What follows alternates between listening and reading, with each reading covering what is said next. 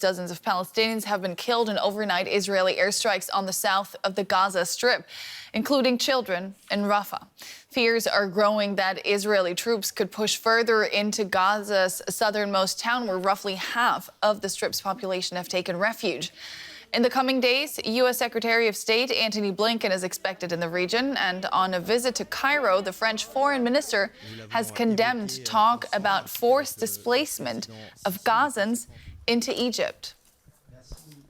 As the fighting continues, so too do efforts to halt the nearly 4-month war. Hamas now says Israel and international mediators have made them a tentative truce offer. But the militant group, considered a terrorist organization by most Western states, says it is still reviewing the details. Even as battles have been raging on the ground, for weeks reports have circulated that a ceasefire between Israel and Hamas was about to happen. Israel said discussions in Qatar had been productive. Palestinians have called insistently at the United Nations for a pause in the fighting. The best way to avoid regional escalation is not the threat or use of more fire, but action for an immediate ceasefire. There's also been pressure from within Israel itself. Some families of hostages want to see an end to fighting.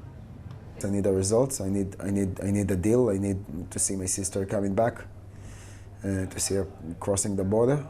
But as I know, there is still an open question that all around it is just wasting our time. The question is about the ceasefire. And as you know, there is people that try to see it as a lost in combat or lost in the war or anything else. And a ceasefire just means a ceasefire and to save life. An earlier ceasefire lasted a week in November and saw more than 100 Israeli hostages released from Gaza, while food and fuel was shipped into the besieged territory, and more than 200 Palestinian prisoners were released by Israel. Hamas still holds around 130 hostages, but several are believed to be dead.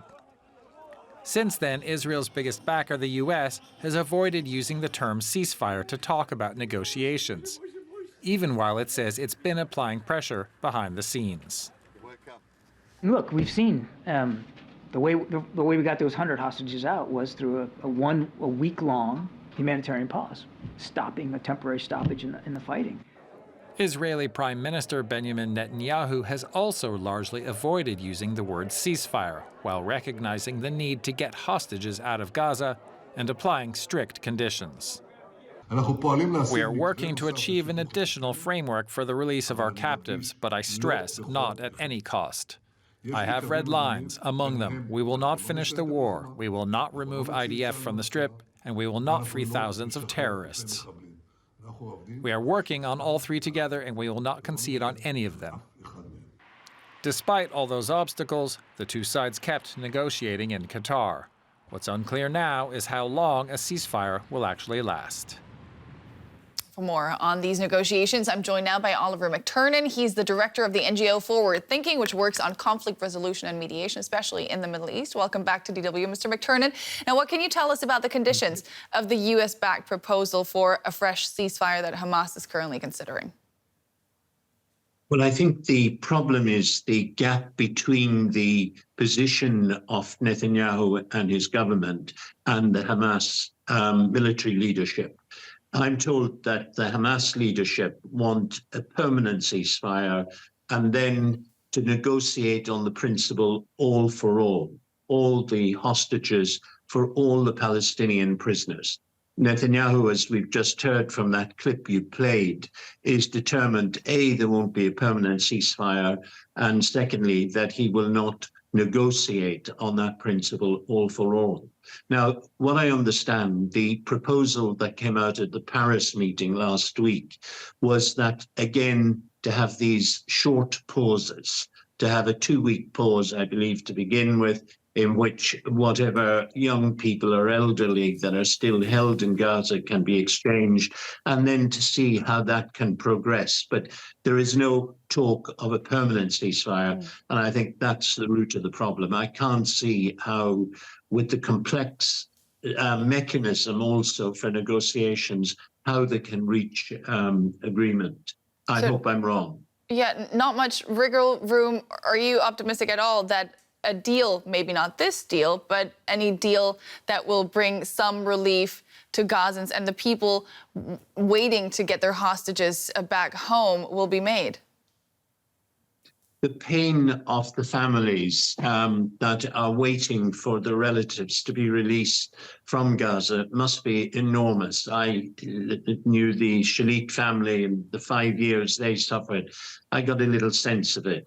But at the same time, what we have to keep in mind and in focus is that 2.3 million people in Gaza are suffering unimaginable human conditions, life-changing conditions. Even if the war were to stop tonight, the situation there has changed people's lives forever. Now, I think that's what's got to be kept in the equation. And my hope for them, as well as the families of the hostages, is that the leadership will put, as Sunak said, they were protecting innocent life in bombing Yemeni, the Houthi targets in Yemeni. I think the same principle now must apply in Gaza. Priority must be given to protecting innocent human life.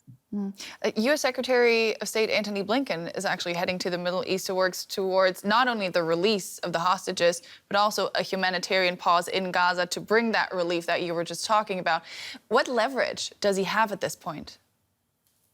Well, the U.S. has enormous leverage if it will use it. But I think they're saying one thing publicly and at the same time supplying arms that we understand is still going on and giving political protection to Netanyahu and his government to continue the war. So I think unless they stop acting out of what may be short-term political interests and apply the universal norms that have kept the international order for the past 75 years or so, that he must apply those norms. And in applying them, I think he needs to say right now, not putting forward proposals that just prolong the fighting, but right now to say enough is enough.